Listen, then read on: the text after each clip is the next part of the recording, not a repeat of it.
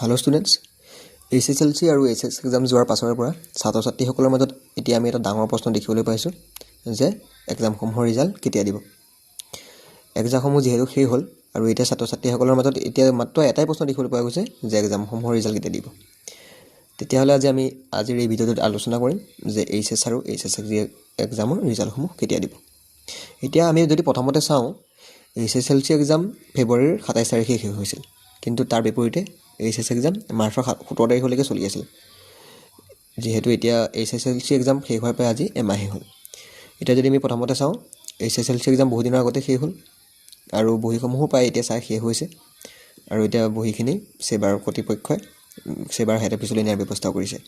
সিফালৰ পৰা চালে HSLC এক্সামৰ ৰিজাল্টটো অতি সোনকালেই দিব যেন লাগি আছে।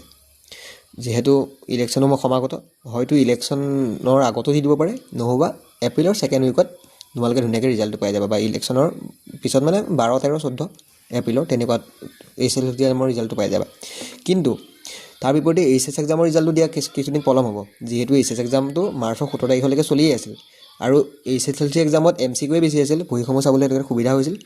কিন্তু HS এক্সামত যিহেতু ইমান MCQ নাই, বহীসমূহ চাবলৈ অলপ জটিল হ'ব, যিহেতু বেছিকৈ লিখাই আছে, সেই লিখাখিনি অলপ চাওঁতে অলপ দেৰি লাগিব। সেয়েহে HS এক্সামৰ ৰিজাল্টটো বহাগ বিহুৰ আশে পাশে দিবগৈ।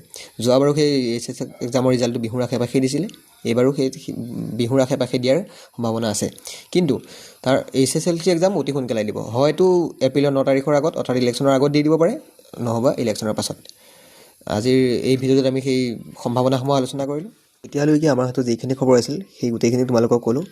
পিছলৈ যদি নতুন আপডেট আৰু পাওঁ, তেতিয়া তোমালোকক এই ইউটিউব চেনেলটোৰ জৰিয়তে মই জনাই দিম। আজিলৈ ধন্যবাদ।